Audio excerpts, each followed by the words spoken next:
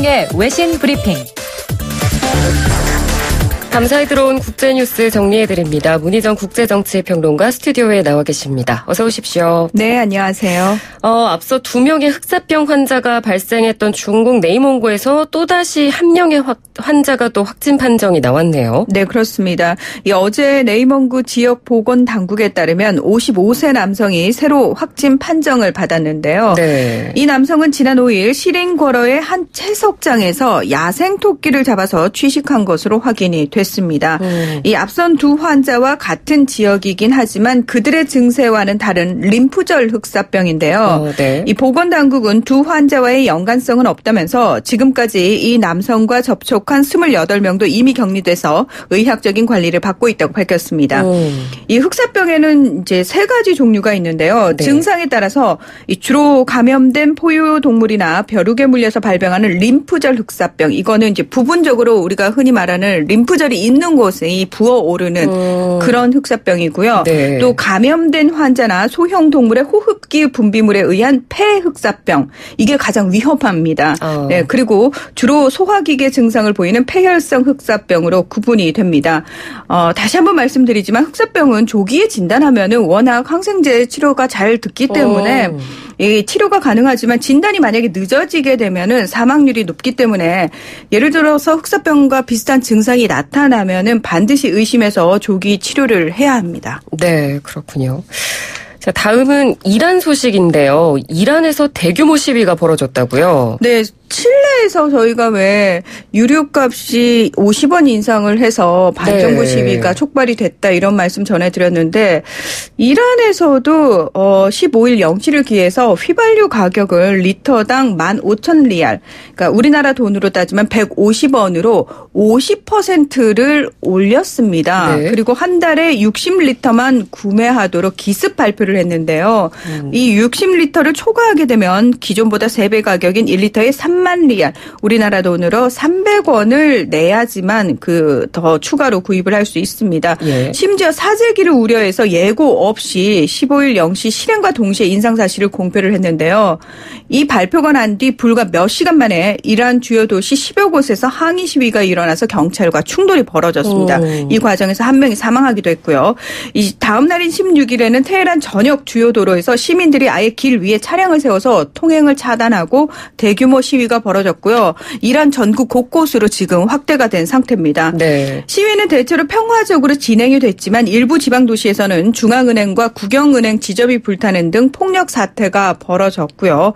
이 서민들 입장에서는 사실 휘발유 가격이 급등하면서 다른 물가도 이 도미노처럼 번지지 않을까, 물가 인상으로, 이런 부분의 우려가 사실 급속히 확산이 되고 있는 것으로 알려졌습니다. 네. 이 정부가 발표한 이란의 물가 상승률은 40% 정도지만 실제로 국민들이 느끼는 체감 물가는 2배가 넘어가서 사실은 불만이 이미 쌓여가고 있던 중에 휘발유값 가격 상승이 어떻게 보면 또 반정부 시위를 촉발시킨 계기가 됐다, 이렇게 볼 수 있겠습니다. 네, 그러니까 서두에 말씀해 주신 그 칠레 시위랑 약간 좀 촉발된 원인이 비슷해 보이는 양상인데 네. 이란 정부는 그러면 어떻게 대응하고 있습니까? 그러니까 최근에는 이 반정부 시위가 벌어지면 정부가 제일 먼저 하는 일이 인터넷 차단입니다.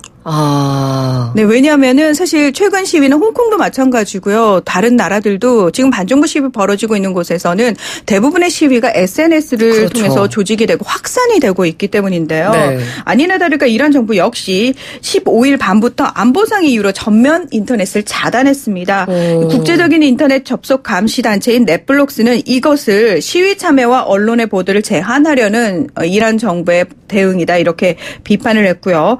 또 관공서와 은행을 공격하고 도로를 막는 등 물리력을 동원한 시위는 일부 폭도의 선동으로 규정하고 이란 정부가 강경 진압을 예고한 상태입니다. 네. 동시에 또 국민들을 달래기 위해서 애쓰고 있는데요. 하산 로하니 대통령은 16일에 휘발유 가격 인상분을 정부 재정으로 한 푼으로 귀속하지 않겠다, 한 푼도 귀속하지 않겠다. 그러니까 국가 재정 확충을 위해서가 아니라 이란의 저소득층의 은행 계좌로 그대로 되돌아갈 거다, 이렇게 일단 약속을 했고요. 네. 이 모하마드 바게르 노바크트 예산계획청장도 앞으로 열흘 안에 첫 생계 보조금이 계좌에 입금될 거다. 이 보조금은 국민의 70%에 해당하고 매월 지급된다 이렇게 발표를 했습니다. 국영방송과 또 관계부처 장관의 발언 등을 통해서 이 휘발유 가격 인상이 물가 인상으로 이어져서는 안 된다. 이건 무슨 얘기냐면은 계속해서 그 물건을 파는 사람들 또는 생산해내는 사람들한테 사인을 주는 겁니다. 정부가 올리지 말라고. 그렇게 되지 않도록 정부가 막을 테니까 안심해라라고 얘기를 하고 있지만 실제로 이게 정부가 통제한다고 통제가 되는 부분이면은 지금의 인플레이션 상황도 벌어지지 않았겠죠. 네. 자, 그리고 이제 마지막 소식 한 가지를 더 들어봐야 될 것 같은데요. 미국에서 총격 사건이 또 발생했는데 장소가 미식축구 경기장이었네요. 네, 한 고등학교의 미식축구 경기장인데요. 현지 시각으로 15일 미국 동북부 뉴저지주 애틀랜틱 카운티 한 고등학교에서 미식축구 결승전 3쿼터 중에서 총격 사건이 발생을 한 겁니다. 이 총격으로 20대 1명과 10대 2명이 부상을 했는데 10살짜리 어린이 1명은 지금 목 부위 부상으로 위중한 상태입니다.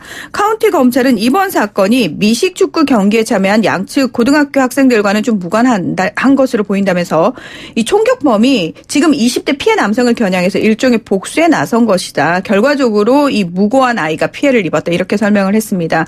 검찰은 31세 남성 용의자와 20대 4명을 체포해서 살해 시도, 불법 무기 소지 등의 혐의로 기소한 상태입니다. 이 총격 사건이 미국에서 일어나는 게 뭐 하루 이틀 일은 아닙니다만 최근에 또 연이어서 총격 사건이 발생을 하고 있죠. 네, 그렇습니다. 이 현지 시각으로 16일에는 캘리포니아주 샌디에이고 한 주택에서 이혼 소송을 진행 중인 남편이 총격을 가해서 이 어린이 3명을 포함한 5명이 사망을 했는데요. 이 현지 경찰은 이혼 분쟁으로 접근 금지 명령이 내려진 상태의 용의자가 가정폭력을 저지른 후, 그러니까 부인부터 먼저 쐈습니다. 그다음 아이들을 쐈는데요. 그러면서 마지막으로 본인을 향해서 쐈거든요. 이렇게 가정폭력 후에 자살한 끔찍한 사례로 보인다. 이렇게 설명을 했습니다. 또 지난 14일에는 캘리포니아주 로스앤젤레스 북서쪽 도시인 센타클라리타에 있는 소거스 고등학교에서 이 학교 학생이 또 총을 난사해서 2명이 사망하고 3명이 크게 다치는 사건이 발생을 했습니다. 이 총격 그 당사자 역시도 사실 마지막에 자살을 시도했기 때문에 치료 중이었는데 15일 날 사망을 하게 됩니다. 그래서 어떻게 보면은 이 사망 원인이 도대체 무엇인지 이거는 결국 밝혀내지 못할 것으로 보이고요. 올해 들어서만 미국에서 최소 7건 이상의 학교 내 총기 사건이 발생을 했다고 그러고요. 이 13명의 사망자를 낸 지난 1999년 콜로라도 콜럼바인 고등학교 총격 사건 이후 최소 23만 3천여 명의 학생들이 총기 폭력을 경험한 것으로 밝혀져서 심각성을 그대로 보여주고 있습니다. 네. 그렇군요. 알겠습니다. 오늘 말씀은 여기까지 듣도록 하겠습니다. 고맙습니다. 네, 고맙습니다. 네, 지금까지 문희정 국제정치평론가였습니다.